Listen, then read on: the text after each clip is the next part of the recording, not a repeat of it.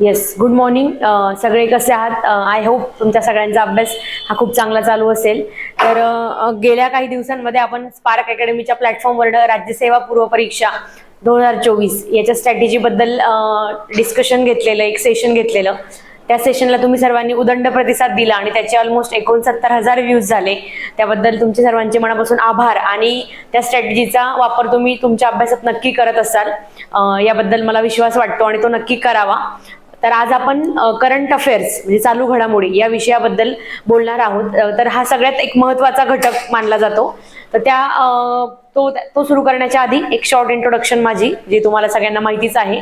मी पूनम सुनंदा भिला अहिरे, राज्यसेवा 2020च्या परीक्षेतनं मंत्रालय कक्ष अधिकारी आणि 21च्या परीक्षेतनं उपजिल्हाधिकारी म्हणून माझी निवड झालेली आहे. आणि वेगवेगळ्या माध्यमातून आपण टेलिग्राम असेल किंवा युट्यूबच्या माध्यमातून तुमच्याशी नेहमी संवाद साधत असते.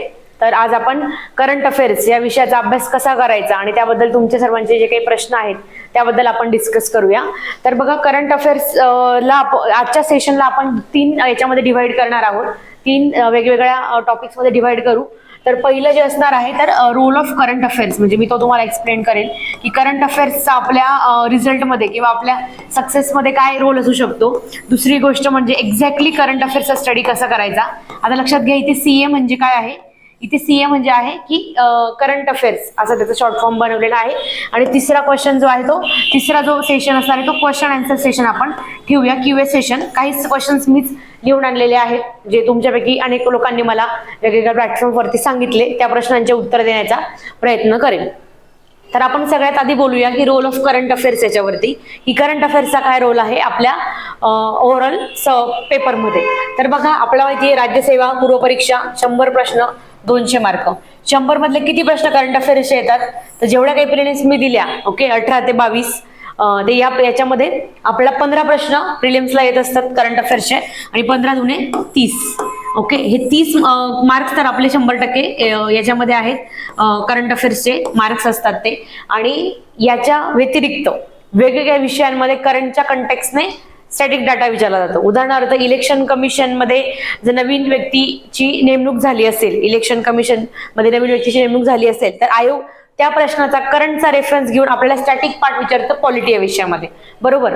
त्याच्यानंतर एखाद्या ठिकाणी नवीन रामसार साईट बनली असेल तर आयोग त्याचा करंटचा रेफरन्स घेऊन स्टॅटिक मधला पार्ट विचारतं की रामसार साईट कुठे आहेत, त्याचा करार कोणत्या वर्षीचा, रामसार शहर कोणत्या देशात आहे. सो आपल्याला करंटचा कंटेक्स्ट लक्षात घ्यायचा आहे.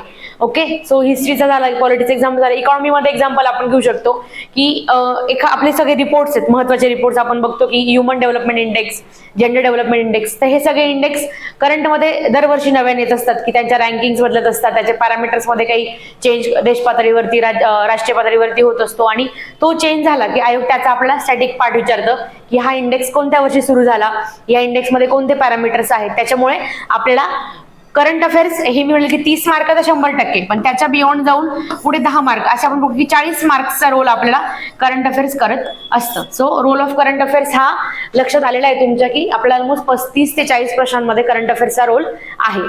त्यानंतरचा मुद्दा येतो तो म्हणजे करंट अफेअर्स हा एक सब्जेक्ट आहे हे ट्रीट करायला आपण बऱ्याचदा विसरून जातो. म्हणजे अस्पायरंट म्हणून आपली काय चूक होते, माझी पण व्हायची, तुमची पण होत असेल कदाचित, आता ती होऊ नये म्हणून मला काय वाटतं की आपलं काय चुकतं करंट अफेअर्सच्या याच्यामध्ये, तर आपण त्याला एक सब्जेक्ट म्हणून ट्रीट करायला कमी पडतो आणि मग आपली परीक्षेच्या वेळेस तारांबळ उडते की करंटला कसं मॅनेज करू. म्हणजे मी जितक्या अस्पायरंट्सला बोलली, सगळ्या अस्पायरंट्सचं एक म्हणणं होतं की करंट अफेअर्सला मॅडम रिव्हिजन मॅनेज होत नाही, सगळं वाचून होत नाही, किंवा इतक्या परिक्रमा असतात तितक्या कशा वाचायच्या, किंवा इयरबुक वाचायचं की मंथली मॅगझिन वाचायचं, असे खूप सारे प्रश्न. पण ते हा सगळं कन्फ्युजन किंवा हा सगळा गुंता होण्याचं एक कारण आहे ते म्हणजे आपण त्याला एक सब्जेक्ट म्हणून ट्रीट करत नाही, आपण त्याला हातच्याला पकडतो. ओके, हातचं म्हणजे असं नाही आपण कधी हातचा विषय की बघू, याचं बघू, करू, होईल, एकदा वाचून होईल, तर तसं आहे का नाही.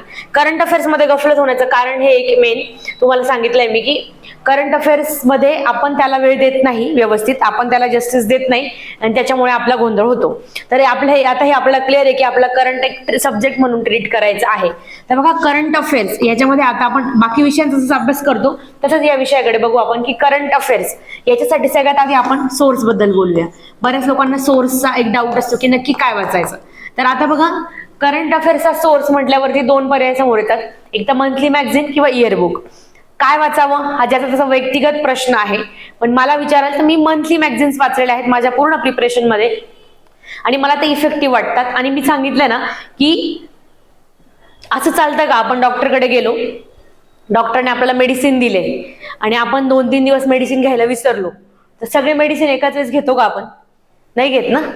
सेम हेअर आपण काय करतो, जेव्हा इयरबुक वाचण्याचा प्रयत्न करतो तेव्हा सगळे मेडिसिन एकाच वेळेस घेण्याचा प्रयत्न करतो आणि मग त्याचा आपल्याला त्रास होतो किंवा आपल्या डोक्याला ते झेपत नाही किंवा आपला करंट अफेअर्स आवडत नाही किंवा त्याचा त्रास व्हायला लागतो. सेम विथ सोर्स, म्हणजे मी या मताची आहे की monthly magazine is best source. Okay, काही लोक इयरबुक वाचतात, त्यांनी आवर्जून इयरबुक वाचावेत, त्याच्यात काही सुद्धा गैर नाहीये. पण सांगितलं ना की आपल्याला जर व्यवस्थित आपलं पचन व्हावं असं वाटत असेल विषयाचं तर मंथली मॅगझिन वापरावं. ओके, त्याच्यामध्ये पण मंथली मॅगझिन मध्ये कोणतं वाचावं, खूप सारे मार्केटमध्ये खूप सारे सोर्सेस आहेत, तुम्हाला जे वापरायचं ते वापरू शकतात. मी स्वतः पृथ्वी परिक्रमा वापरायची. ओके, आणि पृथ्वी परिक्रमा मला इफेक्टिव्ह पण वाटायची. सो ते एक ऑप्शन आहे, तुम्ही पृथ्वीची परिक्रमा वाचू शकतात. काही लोक 6 माही पण वाचतात पृथ्वीची, ती पण वाचू शकतात. आणि सोर्सच्या बाबतीमध्ये एवढं ठीक आहे. ओके, त्याच्यानंतर मग मुद्दा येतो आपला सोर्स बद्दल आपण क्लिअर आहे. एकदा का सोर्स क्लिअर झाला तर बऱ्याच लोकांचा पुढचा प्रश्न असतो की किती वर्षांचे वाचायचे किंवा किती महिन्यांचे करंट अफेअर्स आपण वाचणं अपेक्षित आहे. तर मला वाटतं 1 वर्ष तर फिक्स आहे, म्हणजे 1 इयर हे तर आपल्याला 100% वाचायचंच आहे. पण त्याच्या बियॉन्ड जाऊन मला वाटतं की 15 महिने म्हणजे आपली आत्ताची जी एक्झाम आहे ती कधी आहे, 28 एप्रिलला, बरोबर. 28 एप्रिलच्या परीक्षेसाठी 28 एप्रिल 24 ला आपली परीक्षा आहे. तर मी करंट अफेअर्स अभ्यास करताना जानेवारी 23 टू एप्रिल 24 इतक्या मी परिक्रमा अभ्यासणार आहे. किती महिने होतात बघा, 12 आणि 4 16.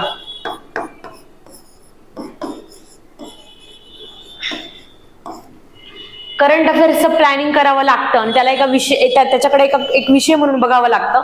याच्यात बऱ्याच आपली गफलत होते आणि त्याच्यामुळे आपण करंट अफेअर्स मध्ये आपण मार खातो. मागच्या व्हिडिओमध्ये सुद्धा राज्यसेवा पूर्व परीक्षा 2024 ओव्हरऑल स्ट्रॅटेजी मध्ये सुद्धा करंट अफेअर्सचं सांगताना मी एक आपण म्हणू शकतो की शॉर्ट इंट्रो दिला होता की करंट अफेअर्सचा अभ्यास कसा केला जाऊ शकतो. आज आपण त्याबद्दल डिटेल बोलूया. बघा 16 महिन्यांचे करंट अफेअर्स आपल्याला करणं अपेक्षित आहे, तर आपण कशा पद्धतीने करायला हवं. तर बघा करंट अफेअर्सच्या अभ्यासाची पद्धत आता बघा काय म्हणतात, सोर्सेस झाले. आता आपण स्टडी मेथड वरती जाऊया.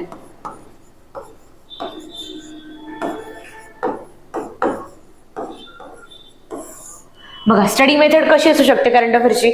बाकी सगळे विषय वाचताना आपली कशी असते अभ्यास करण्याची पद्धत, आपण तो विषय फर्स्ट रीडिंग करतो, सेकंड रीडिंग करतो, नंतर एखाद्या रीडिंगला आपण नोट्स काढायला जातो, एखाद्या डिस्कशन करतो. सेम आपल्याला इकडे जायचंय. करंट अफेअर्सच्या स्टडी मेथड मध्ये अशी पद्धत असेल की first thing you have to read. Okay, read. आणि मी सांगते ही रीड करताना हायलाइट करायचंय आपल्याला.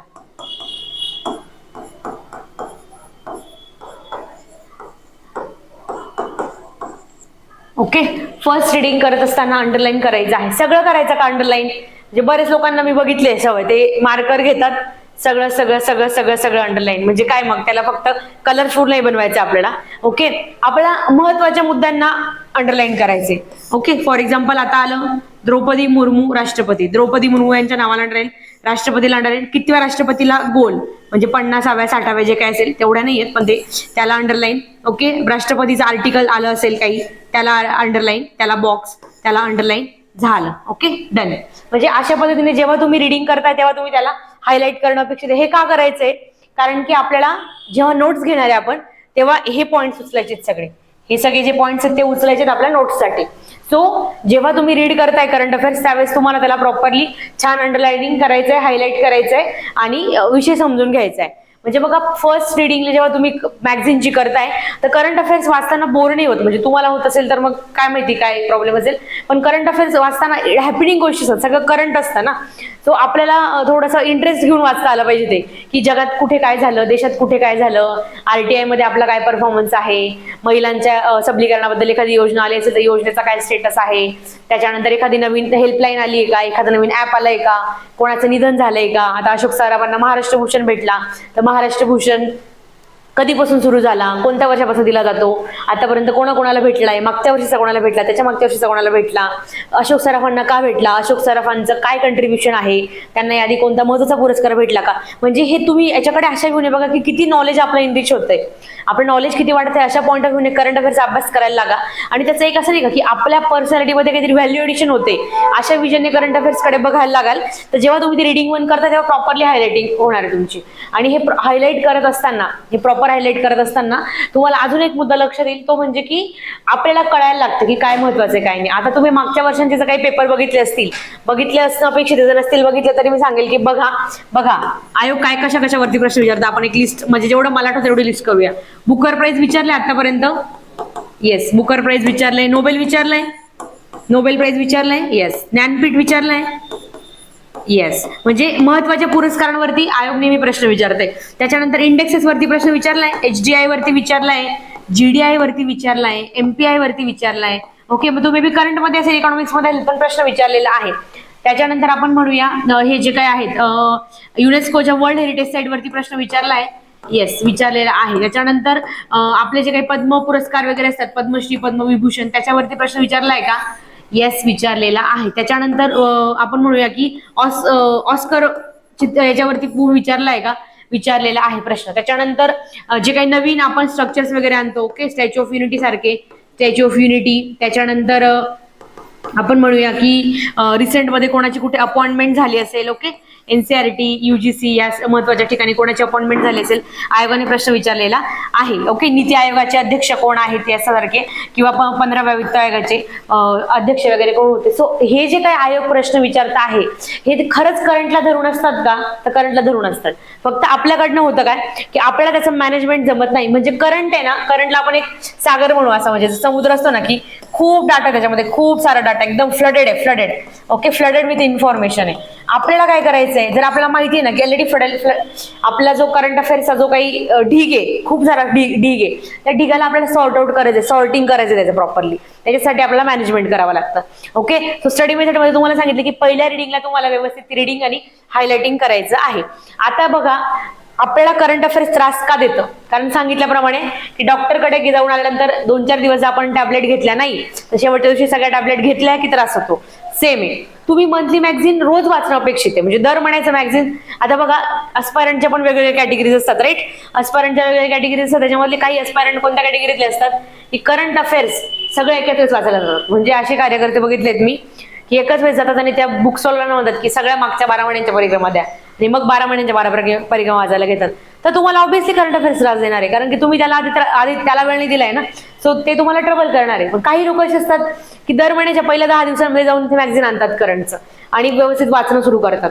ते दुसरी जी कॅटेगरी आहे ना, त्या लोकांना करंट अफेअर्स इतका त्रास देत नाही, कारण की जे काही करंट अफेअर्स, आता समजा माझ्याकडे हे आता आहे मॅगझिन, डिसेंबरचं मॅगझिन आहे, तर हे डिसेंबरचं मॅगझिन आता चाललंय महिना फेब्रुवारी, तर माझं आतापर्यंत वाचून झालेलं अपेक्षित आहे, माझं वाचून व्हायला हवं. जर माझं झालेलं नसेल ना, तर याचा अर्थ की माझं मॅनेजमेंट चुकतंय अभ्यासाचं. माझं झालेलं असेल वाचून तर मग गुड, कारण की मी वाचून झालेलं, अंडरलाईन करून झालेलं आहे. सो आता माझ्या पुढे काय टास्क आहे, याच्या नोट्स काढणं. ओके, म्हणजे बऱ्याचदा जे कोणते नवीन लोक मला ऐकत असतील किंवा इथे जे असतील अवेलेबल, त्यांना मी हे सांगेल की जेव्हा तुम्ही नवीन अभ्यास सुरू करता तर एक रिच्युअल ठेवा की जास्त बॅकलॉग नाही पडला पाहिजे कधी. आता फेब्रुवारी महिना चालू आहे ना, तर तुमचं जानेवारीचं मॅगझिन बाकी आहे, दॅट इज ओके. पण माझं ऑगस्ट सप्टेंबर सगळंच बाकी आहे वाचायचं, तर मग तुम्हाला मात्र करंट अफेअर्सचा डोंगर तुमच्याकडनं फुटणार नाही, लक्षात घ्या. तर आता सिंपल आहे की जर तुम्ही आता 2 कॅटेगरीचे सांगितले लोक की आता अजून सुद्धा वेळ आहे, आपला महिना चालू आहे फेब्रुवारी आणि आपल्याकडे एप्रिलमध्ये एक्झाम आहे, तर आपण असं समजूया की काही लोकांचं वाचून झालेले आहेत मॅगझिन्स आणि काही लोकांचे अजिबातच नाही झालेले आहेत. तर बघा, ज्यांचे वाचून झालेले आहेत ना, त्या लोकांना मी सांगेल की नोट्स मेकिंग, आधी आपण त्या कॅटेगरी बद्दल बोलूया. आपल्याला नोट्स मेकिंगला वेळ द्यायचा आहे प्रॉपरली. आता तुम्ही दिवसातले जे काही तास अभ्यास करतात, 10-12 तास अभ्यास करतात, पूर्ण वेळ अभ्यास करत असेल तर 12 तास अभ्यास करणं अपेक्षित आहे. होत नसेल तर लक्षात घ्या आपलं सक्सेस आपण लांबवतोय. 12 तास आपण अभ्यास करणं, त्याच्यापैकी 2 ते 2.5 तास, ओके, 2 ते 2.5 तास मला द्यायचे करंट अफेअर्सला. ओके, आता सांगितलं की ज्या लोकांचे, आता मी समजा या कॅटेगरीमध्ये आहे की माझे डिसेंबर पर्यंतचे मॅगझिन्स वाचून झालेले आहेत, पण माझ्याकडे त्याच्या काही नोट्स नाही आहेत. तर मी काय करणार आहे, जानेवारी मी माझा रोज 1.5 तास, ओके, 1.5 तास जो आहे तो नोट्स मेकिंगला देणार आहे, करंट अफेअर्सच्या नोट्स. ओके, आणि 1 तास जो आहे तो रिडिंगला देणार आहे. आता 1 तास कोणत्या रिडिंगला देणार आहे, 1 तास कोणत्या रिडिंगला देणार आहे, माझी जे कोणते मॅगझिन बाकी असेल ना त्याला देणार आहे, त्या रिडिंगला देणार आहे मॅगझिनच्याच. ओके, आणि काही आता समजा माझं सगळंच वाचून झालेलं आहे, करंट अफेअर्सचा वाचण्याचा माझा काही बॅकलॉग नाहीये, त्यावेळेस मात्र मी पूर्ण माझे 2 ते 2.5 तास सगळे नोट्सला देणार आहे. सगळे नोट्सला देणार आहे. त्याच्यामध्ये काय करणार आहे सांगा, त्याच्यामध्ये मी करणार आहे, त्याच्यामध्ये मी आता समजा आपण आता हेच मॅगझिन घेणार आहे की त्याच्या मला नोट्स काढायचे. आता पहिली गोष्ट सांगते, करंट अफेअर्सच्या नोट्स काढताना शब्द कीवर्ड्स लक्षात ठेवा. नोट्स तुमच्या कशा पाहिजे, कन्साइज नोट्स ठेवायचे आपल्याला. ओके, फॅक्ट्स कव्हर करणाऱ्या नोट्स ठेवायच्यात आपल्याला. ओके, त्याच्यानंतर फुल सेंटेन्स बिलकुल नको. आपले कार्य म्हणजे आपण असे असतो आजपर्यंत, मी पण होते त्याच्यामध्ये, सो आपल्या चुका सांगते. फुल सेंटेन्स, या पुतळ्याचे उद्घाटन या मान्यवरांनी केले, कशाला, पुतळ्याचं नाव लिहा फक्त. बाकी इतका आपल्याकडे कॉमन सेन्स असतो की याचं उद्घाटन झालेलं आहे म्हणून हे आपण वाचले नाही. आपण काय करतो सगळं, म्हणजे आता फॉर एक्झाम्पल एखादी न्यूज आपण घेतली, ओके, अशोक सराफ यांना महाराष्ट्र भूषण पुरस्कार, तर आपण जेव्हा नोट्स काढतो तेव्हा आपल्याला हे सुद्धा लक्षात येत नाही की आपण शॉर्ट नोट्स काढायचे, म्हणून पहिला शब्द काय वापरलाय, कन्साइज. ओके, दुसरा शब्द काय वापरलाय की आपण ज्याला म्हणतो की फॅक्ट्स, म्हणजे त्यांना जर कितवा मिळालाय, बघा कितवा मिळाला त्यांना, समजा 50वा मिळाला असेल तर 50वा, किंवा आज भारतरत्न मिळाल्या अडवाणींना तर कितवा मिळालाय त्याचा नंबर, महाराष्ट्र भूषण कधी सुरू झाला त्याचं वर्ष, कितवा पुरस्कार होता ते, याच्या आधीचा कोणाला भेटला, facts. It should cover facts. Full sentence नको. माननीय काही असे लिहितात, अभिनेता अशोक सराफ यांना महाराष्ट्र भूषण पुरस्कार जाहीर झाला, इतकं कशाला लिहितात. अभिनेता सुद्धा लिहू नका, आपल्या सगळ्यांना माहिती की ते अभिनेताच होते. सो मी म्हणत की बी स्मार्ट, फुल सेंटेन्स नको आपल्याला. आणि जेव्हा तुम्ही हे 3 कीवर्ड्स लक्षात ठेवाल ना, कन्साइज, फॅक्ट्स, फुल सेंटेन्स, ओके, आणि कॉमन सेन्स वाला डाटा काढायचा आहे, लक्षात ठेवा, कॉमन सेन्स वाला डाटा काढायचा आहे. आता मला सांगा, तुम्ही प्रश्न विचारा स्वतःलाच की अभिनेता अशोक सराफ किती, आपल्यापैकी किती जणांना हे माहित नाही की अशोक सराफ हे अभिनेता नाहीये, तसं सगळ्यांना माहिती आहे बरोबर, तरी आपण नोट्स मध्ये लिहितो ना अभिनेता अशोक सराफ यांना. तो अभिनेता शब्द तुमचा जागा घेतोय ना, नोट्स मधली जागा घेतोय. नोट्स बल्की होण्याचं कारण काय, कारण की आपण कॉमन सेन्स आहे मला हे ऍक्सेप्टच करत नाही. सो नोट्स इतक्या शॉर्ट ठेवायचे आपल्याला. आणि बघा हे तर नोट्स मेकिंगचं चाललंय, अजून मी डिस्कशन वरती पण बोलणार आहे की करंट अफेअर्सचं डिस्कशन पण आपल्याला कशा पद्धतीने करायचं याच्याबद्दल पण आपण बोलणार आहे. पण जेव्हा तुम्ही हे 4 कीवर्ड्स लक्षात ठेवा नोट्स काढताना, काय, कन्साइज, फॅक्ट्स, फुल सेंटेन्स आणि कॉमन सेन्स, त्यावेळेस तुम्हाला गोष्टी सोप्या जातील नोट्स काढण्यासाठी. आणि मग तुमच्या नोट्स ते शॉर्ट होतील. म्हणजे बऱ्याच आजपर्यंत प्रॉब्लेम काय असतो की मी जेवढं मला लोक शेअर करतात तेवढ्यात ना की मॅडम नोट्स खूप बल्की होत आहे आमच्या. बल्की का होत आहेत, कारण की हे 4 कीवर्ड्स आपण मिस करतो. ते तुम्हाला सॅम्पल नोट्स पण दाखवणार आहे करंट अफेअर्सच्या, आणि त्याच्यात तेव्हा पण आपण एकदा बोलूया. तर येस,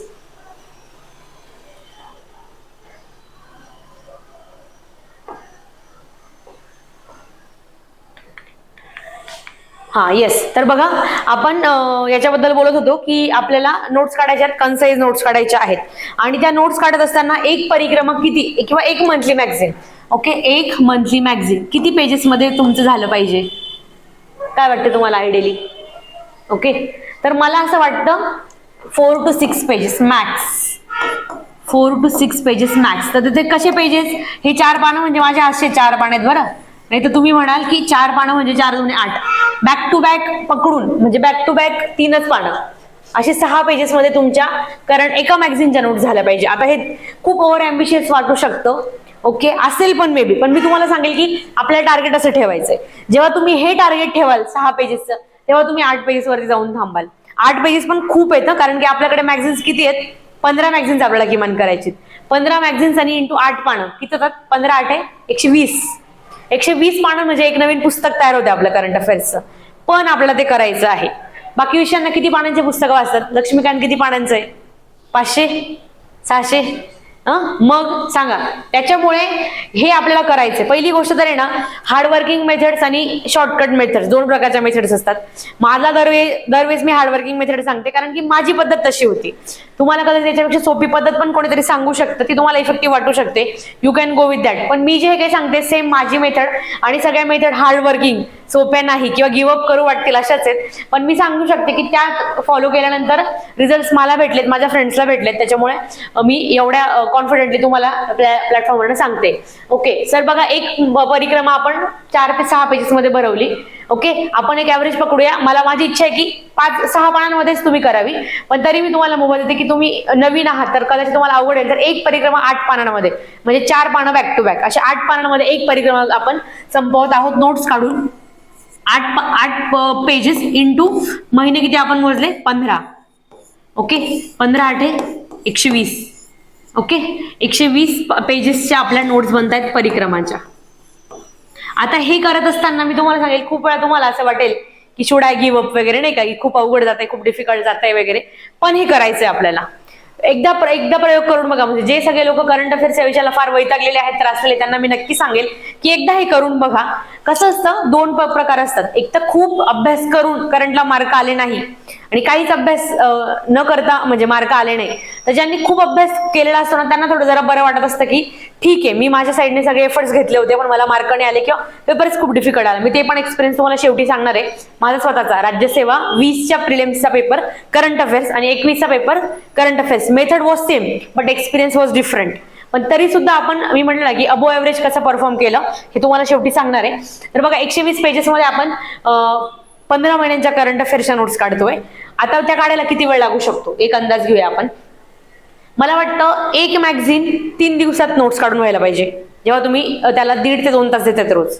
ओके, म्हणजे मी इतकं तुम्हाला मायन्यूट डिटेलिंग करून सांगते, पण मी सांगेल एक वाक्य लक्षात ठेवा, मी सांगणारे खूप आहेत, ऐकणारे पण खूप आहेत, इम्प्लिमेंट करणारे जे आहेत ना त्यांनाच त्याचा रिझल्ट जाणवतो किंवा त्यांना तो डिफरन्स फील होतो की आधी मी काय करत होतो आणि आता मी काय करतोय. ओके, म्हणजे ते खूप महत्वाचं आहे की एक लक्षात घ्या की आता रोज 1.5 ते 2 तास तुम्ही नोट्स काढताय. ओके, रोज 1.5 ते 2 तास तुम्ही नोट्स काढताय, आणि त्या 1.5 ते 2 तासांच्या नोट्स मध्ये तुमचा आपण म्हणूया की 3 दिवसामध्ये एक मॅगझिन कम्प्लीट होते. ओके, 3 दिवसात एक मॅगझिन नोट्स. आता याच्यामध्ये ना स्मार्ट स्टडी पण करता येतो. जर तुम्हाला खूप चांगले मित्र असतील, म्हणजे आपले मित्र कसे असतात जनरली फक्त चहा पिण्यापुरतेच असतात, तो एक प्रॉब्लेम आहे. ओके, तर असे मित्र नाही पाहिजे. चांगले मित्र मैत्रिणी असतील तर हे काम अगदी सोपं होऊ शकतं. 3-4 जणांचा जर ग्रुप असेल तर एका महिन्यात 12-13 महिन्यांच्या सगळ्या करंटच्या नोट्स बनवू शकतात. त्याबद्दल पण नंतर सांगेल. पण 3 दिवसामध्ये समजा कोणी नाही, एकटाच आहे बाबा, काही लोक रिमोट लोकेशनला अभ्यास करतात, घरी अभ्यास करतात, काही हाऊसवाईफ असतात. 3 दिवसामध्ये एका मॅगझिनची नोट्स काढून झाली. आपल्याकडे किती मॅगझिन्स आहेत? 15. ओके, 15×3 = 45. म्हणजे इतकं मॅथमॅटिक्स चालू आहे आपलं सगळं असं वाटतंय मला. 45 दिवसांमध्ये आपल्या पूर्ण 15 महिन्यांच्या करंट अफेअर्स नोट्स झाला का? झाल्या. 45 दिवस, अजून एक्झाम 45 दिवस म्हटले तर आता आपला फेब्रुवारी जस्ट सुरू झालाय. 15 मार्च पर्यंत टार्गेट ठेवायचं की नोट्स कंप्लीट करायचे सगळ्या मॅगझिन्सच्या. आणि याच्यामध्ये सांगते, ज्या व्यक्तींनी आधी हे काम केलेलं असेल ना, त्याच्या आधी नोट्स तयार झाल्या, त्याचं काम हलकं होतं. ओके, म्हणजे इथं ना एमपीएससी यूपीएससी असं फील्ड आहे, इथे तुम्ही बॅकलॉग ठेवला का परीक्षेच्या वेळेस तो भरून काढायला कष्ट पडतातच. किंवा सांगितलं ना की ज्या व्यक्तीने सिरियसली दर महिन्याला जाऊन मॅगझिन आणलेलं वाचलंय ना, त्याचा वाचण्याचाच वेळ वाचतोय, खूप वेळ वाचतोय त्याचा, कारण की त्याने आधी तिथं पे ऑफ केलंय जेव्हा आपण करंट अफेअर वाचेल नसतं तेव्हा. सो 45 दिवसांमध्ये करंटच्या नोट्स होणार आहेत तुमच्या, आणि त्याच्यानंतर 45 दिवस म्हणजे आपण 15 मार्च पर्यंत तुम्ही करंटच्या नोट्स कंप्लीट करताय, आणि त्याच्यानंतर तुम्हाला करायचंय रिव्हिजनचं प्लॅन. बघा कसं रिव्हिजनचं प्लॅन. 45 दिवसांमध्ये झाला का सगळ्या मॅगझिनच्या नोट्स? 15 मॅगझिनच्या नोट्स रेडी आहेत तुमच्या. ओके, फार डिफिकल्ट मेथड वाटू शकतं एखाद्याला, पण मी तीच सांगेल जी मी वापरली होती. त्याच्यानंतर बघा 120 पानांच्या नोट्स आहेत, बरोबर. 15 मार्च पर्यंत तयार झालेल्या आहेत त्या नोट्स. 15 मार्च ते एक्झाम आहे माझी 28 एप्रिल, मी 25 एप्रिल पर्यंत पकडते. दिवस मोजा किती आहेत. ओके, इथले 15 ते 16 दिवस, आणि हे 25 दिवस, 5 11 एक 40 दिवस पकडूया आपण. 40 दिवस आपल्याकडे पूर्ण रिव्हिजनला आहेत, आणि 40 दिवस आणि आपल्याकडे किती पानं आहेत? 120 पेजेस. आता इथे सांगते मी तुम्हाला, करंट अफेअर्सच्या बाबतीमध्ये जे काही आपण म्हणतो की फॅक्ट खूप आहेत, फॅक्ट खूप आहेत, लक्षात राहत नाही, कन्फ्युजन होतं वाचलं की, सगळं सारखंच वाटायला लागतं, कारण आपण त्याला वेळ दिलेला नसतो. आता किती 40 दिवस आणि 120 पानं इतक्या छान पद्धतीने मॅनेज होऊ शकतात, कसे सांगते तुम्हाला. ओके, 15 मार्च पर्यंत नोट्स बनल्या. नंतर काय करायचं, आपण हे जे आहेत ना, रोज फक्त 10 पानं वाचायचे. Okay, daily 10 pages, daily 10 pages वाचायचे. किती दिवस लागतील पहिल्या रिडिंगला, पहिल्या रिव्हिजनला? 12 लागले. लक्षात येत आहे, कन्फ्युजन होतंय काही? बॅक करूया ना.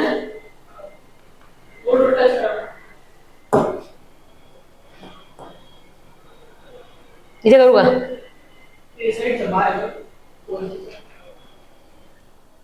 हा, इथे जाऊ दे, गेलं गेस. हा, तर बघा हे जे आहे आपण इथे बघा फक्त 10 पानं वाचले रोज. आता ही जे वाचतोय ना, बघा ही जे वाचतोय ना, ही रिव्हिजन आहे बरं का, लक्षात घ्या, ही रिव्हिजन आहे. रिव्हिजन करताना 10च पानं वाचायची आपल्याला, आणि त्याला म्हणजे पूर्ण 120 पानांचं आपलं जे करंटचं नवीन पुस्तक झालेलं आहे ते 10 पानं वाचले मी, तर मला 120 पानं वाचायला 12 दिवस लागले. एकदम वेळ घ्यायचा, काहीच घाई नाही आपल्याला. ते 10 पानं वाचताना 10 पानं वाचताना मात्र आपण अतिशय फोकस्ड वेने, म्हणजे जे काही आपण बघा तुम्हाला मागच्या याच्यात दाखवलं, काय दाखवलं तुम्हाला मागच्या याच्यामध्ये, हे दाखवलं ना, हे की महत्वाचं काय काय आहे, जे आपण नोट्स मध्ये ऍड केलंय ते सगळं तुम्हाला व्यवस्थित वाचायचंय. म्हणजे काय वाचायचंय की HDI 2023, human development index 2023, okay, कितवा होता, त्याचा नंबर, भारताची रँकिंग काय आहे, मागच्या वर्षी रँकिंग पेक्षा कमी झाला का, जास्त झाला का, त्याचे पॅरामीटर्स काय आहेत, म्हणजे जे काही तुमच्या नोट्स मध्ये असेल ना, हा डाटा इथे पहिल्या रिव्हिजनला आपला पचवायचा आहे. ओके, डाटा फॅक्ट्स जे आहेत पचवायचे आपल्याला, म्हणजे त्या लक्षात घ्यायचे. आपण ज्याला म्हणतो ना की व्यवस्थित प्रोसेस करायची आपल्या माइंडमध्ये. ओके, फॅक्ट्स प्रोसेसिंग करायची याच्यामध्ये, प्रोसेसिंग ऑफ फॅक्ट याच्यामध्ये. म्हणून तुम्हाला फक्त रोज 10च पानं वाचायला लावले. म्हणजे तुम्ही जर का 120 पानांचं पुस्तक आहे, तुम्हाला फक्त 10च पानं वाचायला लावले, आणि असं करून तुम्ही 12 दिवसांमध्ये तुमची पहिली रिव्हिजन करतायत. रिव्हिजन 1 12 दिवसांमध्ये. इथे आपले किती दिवस होते? 15 दिवस होते. 15 दिवसांमध्ये आपली एकच रिव्हिजन झाली, आणि आपल्याला इथे 3 दिवस उरलेत आणि मार्च संपतोय मग.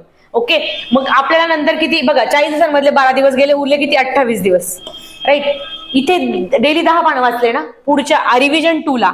ओके, बघा ही रिव्हिजन 1 होती, रिव्हिजन 2 ला R2R म्हणते मी याला, किंवा R2 म्हणू आपण त्याला तुम्हाला काय, इथं किती वाचले? 10 पानं वाचले ना, इथे 15 पानं वाच.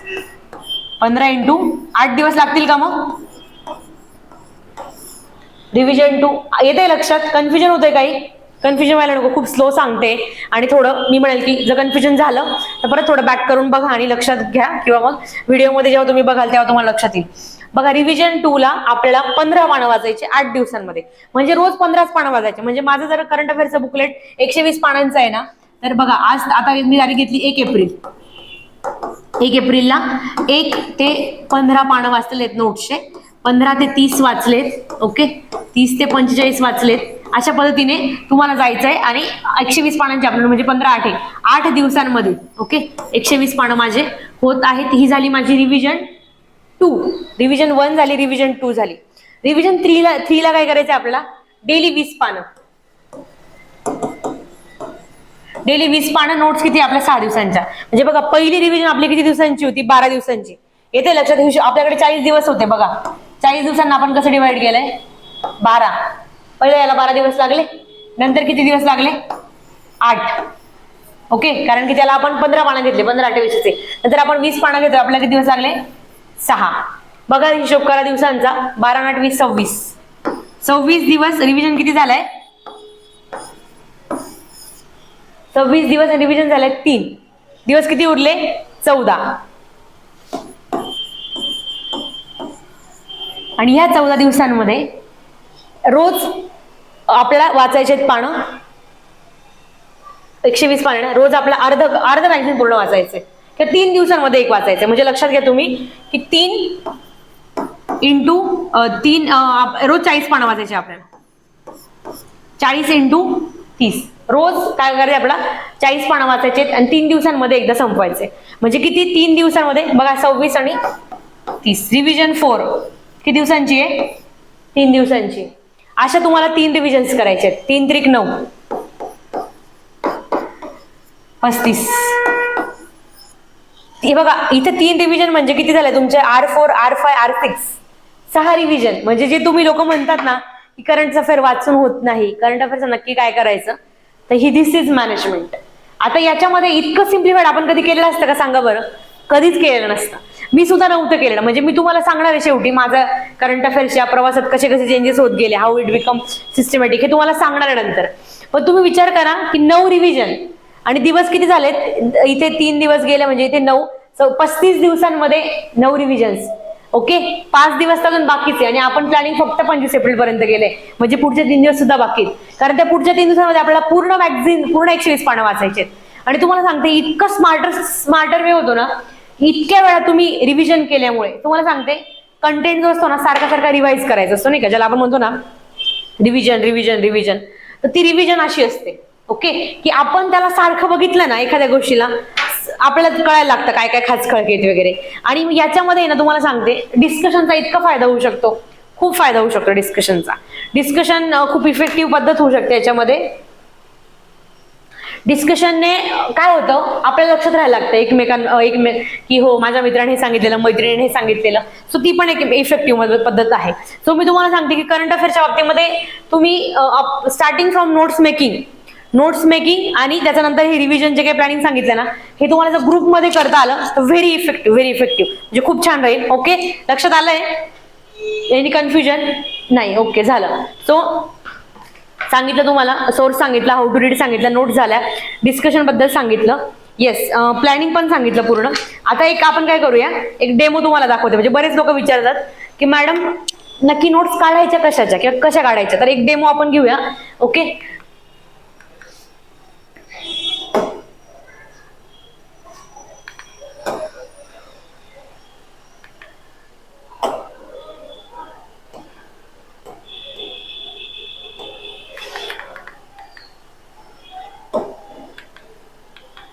येस.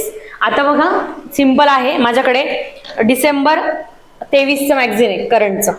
डिसेंबर 23चं करंटचं मॅगझिन आहे आणि त्याच्यामध्ये बघा पहिलंच हे आहे मुद्दा RTI प्रतिसादाबद्दल महाराष्ट्राची वाईट कामगिरी. मी काय लिहिल फक्त बघा, नोट्स काढते मी, तुम्हाला नोट्ससाठी 4 कीवर्ड सांगितलेत. सो मी काढताना बघा माझं असं असेल डिसेंबरचं मॅगझिन आहे, हा डिसेंबर 23. ओके, माझा फुल स्केप वरती मेन असेल हे, आणि मग मी सुरू करेल पॉल सेक्शन, म्हणजे हा जागतिक सेशन आहे. आता बघा प्रत्येकाचे शॉर्ट काहीतरी कीवर्ड्स असतात ते ठेवा.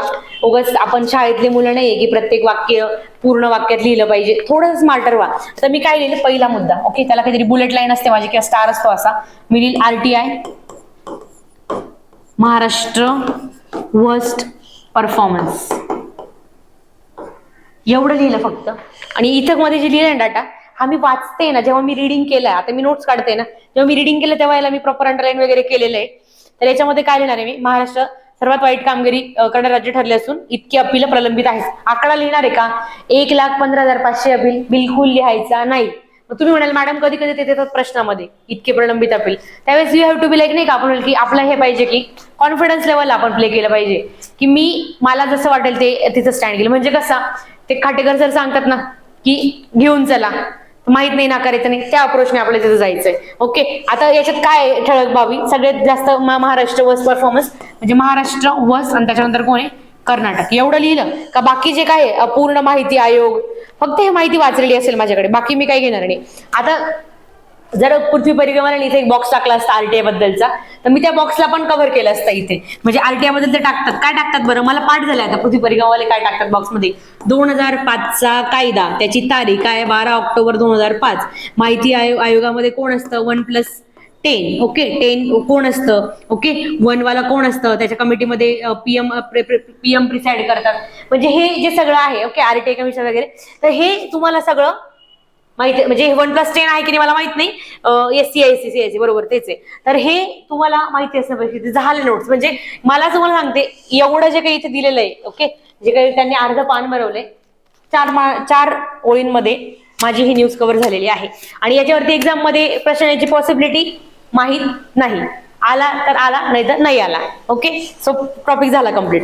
आता पुढे काय, समलिंगी विवाहाला मान्यता देण्यास सर्वोच्च न्यायालयाचा नकार. तर हे 1 लाईन मध्ये मी लिहिल, समलिंगी विवाहास नकार देण्यास सर्वोच्च न्यायालयाचा नकार. काही फॅक्ट आहे का ज्या माझ्यासाठी महत्वाचे आहेत, तर मी लिहून घेईल. चंद्रचूड आणि 1+5 बेंच, 1+5 बेंच. बाकी निकालातील महत्वाचे मुद्दे हे मी वाचते, for my understanding and achievement म्हणून मी वाचते, नोट्स मध्ये मी काही घेत नाहीये. ओके, एवढं लिहिलं, मला याच्यात काही महत्वाचं वाटत नाहीये. तर आता बघा, मी पूर्ण आता लाईन टू लाईन वाचत नाहीये, तुम्ही आधी वाचलेलं असतं, अंडरलाईन केलेलं असतं, त्याच्यानुसार काही तुम्हाला महत्वाचं वाटलं तर लिहायचं, अदरवाईज स्किप. परत हा जो मुद्दा आहे याला किती ओळी, 3 ते 4 ओळी. ओके, आणि एक नेहमी करायचं की पेज आपले असं पेज असतं ना, याला असं फोल्ड करायचं, अशा नोट्स काढायच्या,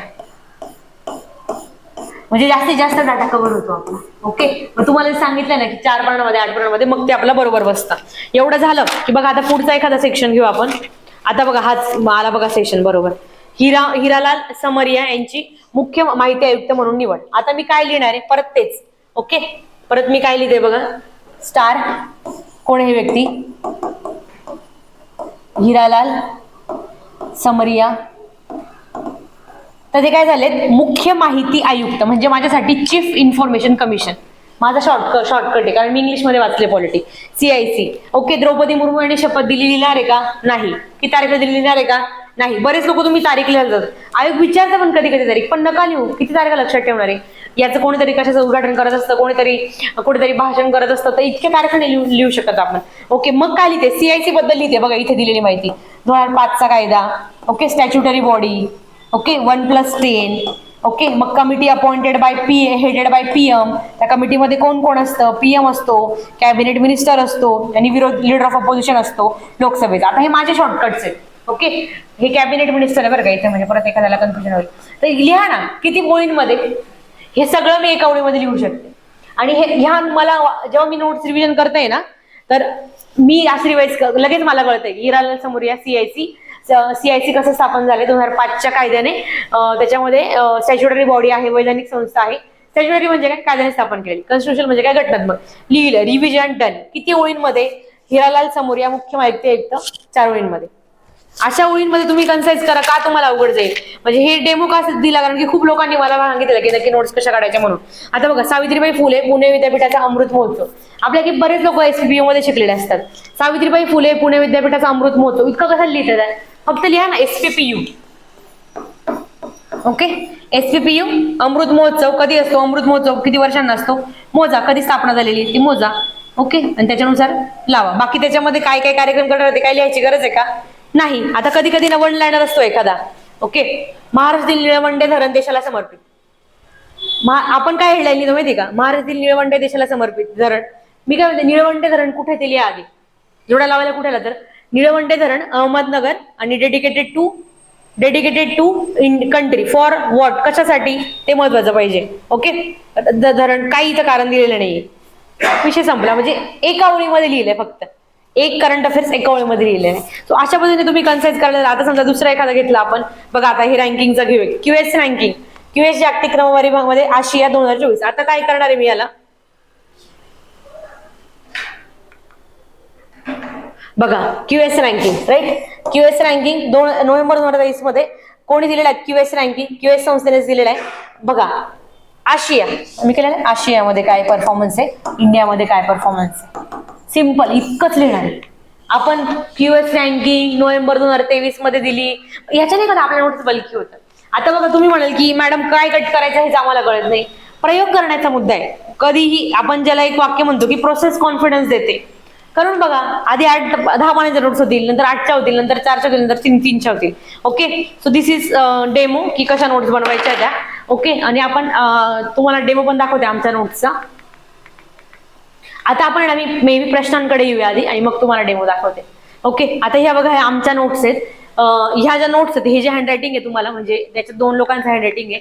माझं थोडं पुढे आहे, हे माझ्या मैत्रिणीचं हँडरायटिंग आहे, तृप्ती खेळणार म्हणून. 2021च्या राज्यसेवेमध्ये DSLR, आणि आता पण 22च्या राज्यसेवेमध्ये क्लास 1 झाली आहे ती. आम्ही सोबत अभ्यास करायचो करंट अफेअर्सचा, आणि मी वाचायची, म्हणजे आय वॉज रीडर आणि शी वॉज रायटर, अशी आमची पेअर होती. की मी रिडिंग करणार करंट अफेअर्स आणि ती रायटिंग करणार, सोबत बसून करायचं. तेव्हा पहिलं रिडिंग आम्ही आमचं इंडिव्हिज्युअली केलेलं असायचं, आणि जेव्हा आम्हाला नोट्स काढायचे असायचं तुम्हाला सांगितलं की group study how the things become easy, त्याचा मुद्दा आहे हा. तर बघा नवीन संसद, आता हे जे लिहिलंय आम्ही, तर काही ना ऍक्च्युली ह्या नोट्स आम्ही फार ऐनवेळवरती काढलेल्या आहेत, त्याच्यामुळे त्या खरंच खूप जास्त शॉर्ट आहेत, तुम्ही थोड्याशा लेंदी पण करू शकता त्याला. तर बघा आता हे कसं काढलंय बघा, नवीन संसद, तेव्हा नवीन संसदेचं जे आहे ते कामकाज वगैरे म्हणजे बांधकाम वगैरे चालू होतं, त्याच्या फक्त कॅपॅसिटीज आम्ही लिहून घेतल्यात. लोकसभेची 888, राज्यसभेची 384, जॉईंटची 1224. हे फॅक्ट पाठ केलेत का? नाही, आणि 3 दिवस तिथे सोडली. पुढे काय, युनेस्को मनजित सिंग पुरस्कार दर 2 वर्षांनी दिला जातो. जर आयोगाने बनलेला प्रश्न विचारला की मनजित सिंग पुरस्कार ओके कोणाला कोण देतं, युनेस्को किती दर 1 वर्षाने देतं, दर 2 वर्षाने देतं. तुम्हाला काय सांगितलंय, कन्साइज आहेत का, कन्साइज आहेत. फॅक्ट उचललायत का, उचललाय. कॉमन सेन्स वापरलाय का, वापरलाय. आता असं नाही करत आहे आम्ही युनेस्को आणि मनजित सिंग पुरस्कार काय कनेक्शन असेल, कारण की वाचलंय ना. आता ह्या नोट्स बनवून 1-2 वर्ष झालेले आहे, पण हे तरी 2 वर्षांनी पण थोडंसं लिंक लागते मला. तेव्हा तर फ्रेश मोडमध्ये असतो आपण, कंटिन्युअसली मॅगझिन्स वगैरे बघितलेले असतात, तर त्यावेळेस पटकन लिंकेजेस क्लिक होतात. म्हणजे तुम्ही आता काही नोट्स काढल्या, तुम्हाला लिंकेजेस लगेच लागतील त्या. ओके, सो ह्या पद्धतीच्या नोट्स काढलेल्या होत्या. येस, हे सॅम्पल नोट्स. आता बघा बुकर प्राइज, बुकर प्राइज वरती प्रश्न आलाय का, त्या वर्षीच्या पेपरमध्ये बुकर प्राइज वरती प्रश्न आलेला आहे. नोट्सचं पेज बघा किती आहे, 1, 2, 3, 4थ्या नंबरचं पेज आहे. 4थ्या नंबरचं नोट्सचं पान बुकर. आता बघा हे कसं लिहिलंय, बुकर प्राइज 2020 कोणाला दिलेलं आहे, डगलट स्टुअर्ट, पुस्तक शगीबेन, आणि ते सेकंड स्कॉटिश व्यक्ती होते. बुकर प्राइज कधी सुरू झालं, 1969 ला सुरू झालं. ओके, त्याच्यामध्ये किती, 50,000 पौंड द्यायचे. आधी फक्त ब्रिटन, आयर्लंड यांनाच द्यायचे इंग्रजी मूळ कादंबरीला. 2014 नंतर त्याची व्याप्ती वाढवली, म्हणजे सगळ्या भाषांमधल्या याला देऊ शकतो, इंग्लिश सगळ्या देशांमधल्या इंग्लिशला देऊ शकतो. भारतीय कोणकोणत्या व्यक्तींना भेटले, Arundhati Roy, God of smell, Kiran Desai, काय एनी इनहेरिटन्स ऑफ लॉस, आणि Arvind Adiga, the white tiger. 21 कोणाला भेटलंय, तोपर्यंत न्यूज मध्ये नव्हतं. ही जानेवारी 21 परिक्रमाच्या नोट्स आहे. ओके, सो नंतर येणार आहे, जेव्हा नंतर येणार आहे आम्ही कुठे येणार आहे, 21 रिकामी जागा ठेवलेली. So this is how to you have to manage the things. करंटचा डोंगर आपल्याला घाबरवत नाही, आपण त्याला घाबरवतो जेव्हा तुम्ही असं मॅनेज करता तेव्हा. ओके, बघा हे काय, आता बघा time person of the year. आयोगाने किती वेळा प्रश्न विचारलाय टाइम पर्सन ऑफ इयर. 1957 पासून दिला जातो. जो बायडन आणि कमला हॅरिस यांना त्या वर्षीचा मिळालेला होता. एकमेव व्यक्ती time person of the year मिळवणारी भारतीय, Mahatma Gandhi. Time person of the year सगळं कव्हर झाले आणि प्रश्न पण आलेला आहे. शगीबेन वरती प्रश्न आलेला, टाइम मॅगझिन ज्याच्यावरती पण प्रश्न आलेला. ओके, बघा 2 मुद्दे झाले. आता बघा पुढे तुम्हाला दाखवते अजून. अँथ्रोपोसीन शब्द राज्य, म्हणजे ह्या ज्या नोट्स बनवल्या आहेत, ह्या नोट्स नंतर जी प्रिलिम्स दिली त्याच्यामध्ये आम्हाला ह्या नोट्सचा इतका फायदा झाला तुम्हाला सांगते. मानव विकास अहवाल 2020. ओके, अँथ्रोपोसीन हा शब्द आहे का, फक्त या शब्दावरती 2 मार्काचा एक प्रश्न सुटलेला आहे. पेपर बघू शकतात, राज्यसेवा 21चा पेपर. ओके, आता बघा कसं लिहिलंय. काही ना खूप महत्वाच्या टॉपिक्स प्रिलिम्सचे, एकदम छान नोट्स काढायच्या, तिथं अजिबात कटछाट करायची नाही. मानव विकास अहवाल 2020, त्याचं टायटल काय होतं, नेक्स्ट फ्रंटियर डायजेस्ट अँथ्रोपोसीन शब्द आलेला आहे. 5+1. ओके, 5 इंडेक्सेस त्याच्यामध्ये आधीच होते. हा इंडेक्स त्यांनी एक एक्स्ट्रा ऍड केलेला, planetary pressure adjusted index. Okay, तो एक ऍड केला. भारताचा किती नंबर आहे, 131, 189 पैकी, बरोबर. आधी किती होता, 129, म्हणजे रँक काय झालाय, खाली गेलाय अजून. ओके, 1 नंबरला कोण, नॉर्वे. लास्टला कोण, नायजेर. ब्रिक्स मध्ये सगळ्यात इंडिया खाली आहे. पॅरामीटर्स काय, इकॉनॉमिक्स मध्ये पण वाचलेले असतात, तरी इथे लिहिले डिव्हिजन वाई म्हणून. आराशी आम्ही करून टाकले. आराशी म्हणजे काय, आरोग्य, राहणीमान आणि शिक्षण. शिक्षणामध्ये हे 2. This is how to you manage things. अवघड जाणार आहे का करंट, अजिबात जाणार नाही. ओके, पुढे जर तुम्ही आले,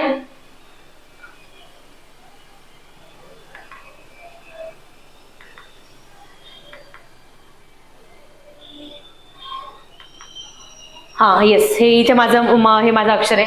आता बघा त्या वर्षी पेपरला हा पण प्रश्न आलेला आहे की 102वी घटना दुरुस्ती. 102वी घटना दुरुस्ती त्याच्याने कोणता आर्टिकल ऍड केलेला आहे, 338B NCBC म्हणजे national commission for backward class, आणि अजून एक कोणतं आर्टिकल ऍड केले, 342A.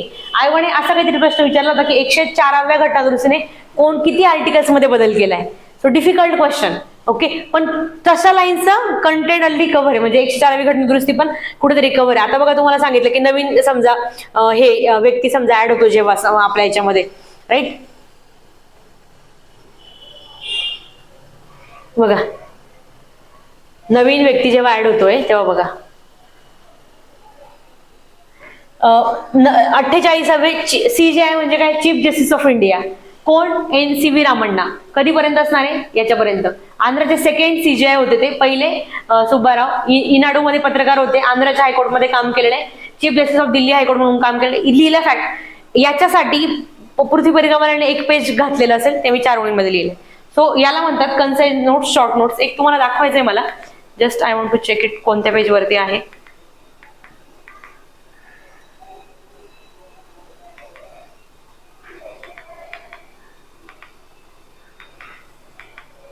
येस, बघा हे जे पेज आहे आमच्या नोट्सचं, पेज नंबर 36 आहे.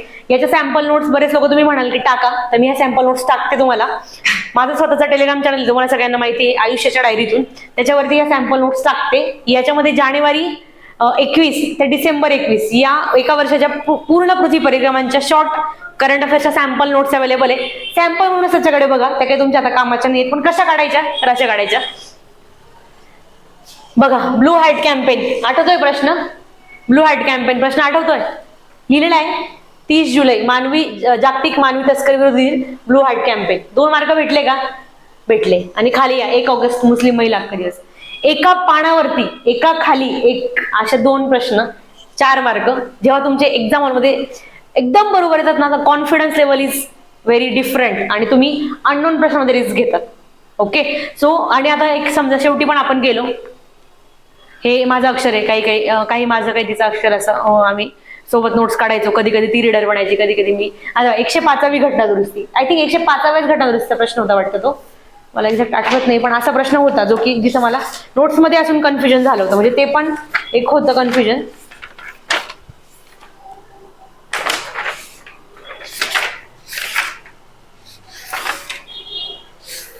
पॉलिटीमध्ये होता वाटतं तो प्रश्न, करंट मध्येच होता का? घटना 105वी होती का 103वी होती ते मला लक्षात नाही येते.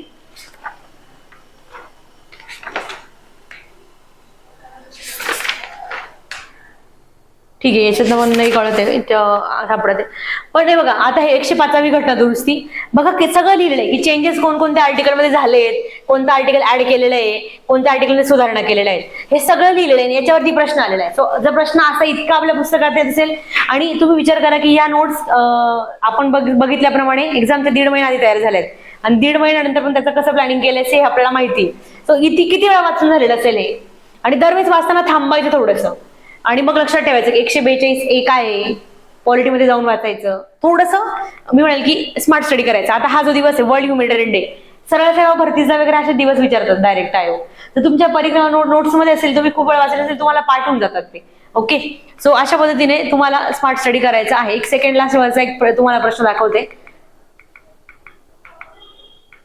हे बघा,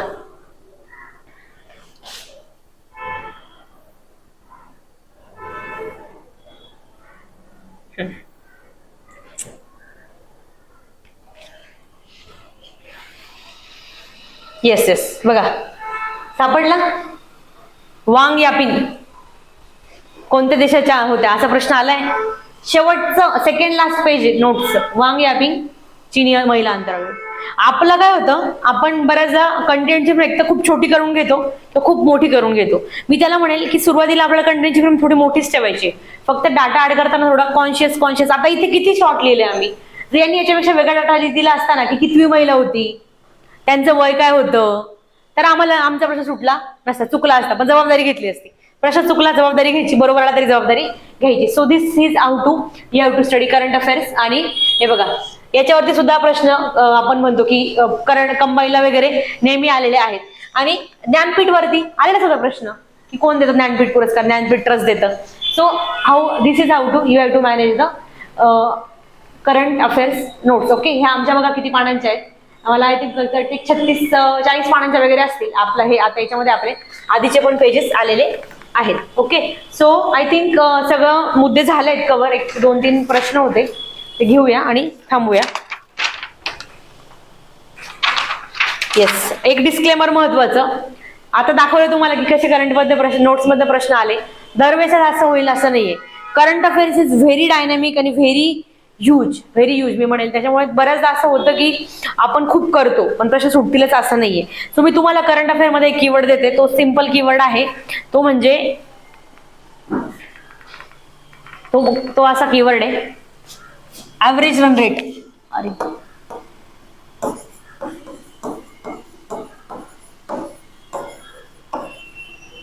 ऍव्हरेज रन रेट म्हणजे काय? करंट अफेअर्स मध्ये आपल्याला पैकीच्या पैकी मार्क हवेत का? नाही, मिळूच शकत नाही. मिळालं तरी खूप चांगलं. आपल्याला काय करायचंय, करंट अफेअर्स मुळे आपण स्पर्धेच्या बाहेर पडणार नाही एवढी काळजी घ्यायची. हा सगळा अट्टाहास का चालू आहे? पूर्व परीक्षा पास करायला चालू आहे, बरोबर. मग तो जर पास करायचा असेल ना आपला, तर बघा आता मी तुम्हाला 21च्या राज्यसेवा झाली, 20च्या राज्यसेवेमध्ये पण आहे ना आम्ही सेम नोट्स बनवलेल्या होत्या, पण आमचा इतका अॅक्युरेसी रेट नव्हता. आयोगाची डिफिकल्टी लेवल थोडी जास्त होती, आयोगाची डिमांड थोडी जास्त होती, तेव्हा आमचे 9 प्रश्न बरोबर आले. पण 21ला आमचे काय झाले, डायरेक्ट 13 प्रश्न बरोबर आले. सांगायचा मुद्दा काय आहे की इतका अवघड पेपर असून सुद्धा माझं काही बिघडलं नाही. जर 20च्या पेपरमध्ये पण जर माझ्याकडे काहीच नसेल, नोट्सचा डाटा नाहीये, काहीच करंट अफेअर्सची रिव्हिजन नाहीये, प्लॅनिंग नाहीये, तर मला ना ही 9 पण माझ्या बरोबर नसते. आणि कदाचित 2-4 मार्कांमुळे जर माझी प्रिलिम्स गेली असती ना, तर ती याच्यामुळे गेली असती, करंट अफेअर्समुळे. सो करंट अफेअर्स आपल्याला काय करायचं, डॅमेज कंट्रोल आणि मी म्हणेल की ऍव्हरेज रन रेट तिथे आणायचंय. तुम्ही विचार करा, जेव्हा करंट अफेअर्स मध्ये 1, 2, 3, 4 प्रश्न तुम्हाला बोनस भेटतात किंवा तुमचे बरोबर येतात बाकीच्यांपेक्षा जास्त, तेव्हा तुमचा एखादा दुसऱ्या जीएसच्या विषयामध्ये एखादी चूक झाली तरी ती भरून निघते. सो असं तुम्हाला सिंपल अप्रोच ठेवायचा आहे. करंट अफेअर्सच्या बाबतीमध्ये ही फोर डिस्क्लेमर आहे की तो विषय फार मोडी आहे. एखाद्या वेळेस आयोगाला वाटलं तर सगळे आपल्या कोर्टातले प्रश्न येतात, एखाद्यास खूप मल्टीलायनर देत आयोग. सो त्या अनुषंगाने आपल्याला एक काळजी घ्यायची की आपण स्पर्धेतनं बाहेर पडणार नाही, अशा पद्धतीचा आपला करंट अफेअर्सचा अभ्यास आपल्याला करायचा आहे. बाकी मला वाटतंय की मी ऑलमोस्ट सगळ्या गोष्टी सांगितल्या की प्लॅनिंग कसं करायचं, करंट अफेअर्सचा रोल सांगितलेला आहे. So now this is up to you की आता तुम्ही कसं करतात या गोष्टीला, कसं त्याच्याकडे बघतात, या गोष्टीवरती मुद्दे ठरतात. बाकी that's all from my side. तुम्हाला सगळ्यांना करंट अफेअर्सचा अभ्यास करण्यासाठीच आणि ओव्हरऑल राज्यसेवा 2024चा अभ्यास करण्यासाठी खूप खूप शुभेच्छा. लक्षात घ्या, अपॉर्च्युनिटीचं महत्व, खूप मोठी अपॉर्च्युनिटी आहे 28 एप्रिलची परीक्षा. ओके, आणि जोपर्यंत एक्झाम होत नाही तोपर्यंत सगळे तुम्ही रेसमध्ये आहात, त्याच्यामुळे खूप चांगला अभ्यास करा. Wish you all the best. आणि थांबूया, लास्टला एक डिस्क्लेमर, याच्यातले जे मुद्दे तुम्हाला पटण्यासारखे असतील तेच घ्या, जे पटण्यासारखे नसतील ते सोडून द्या आणि अभ्यास चांगला करा. थांबूया. Wish you all the best.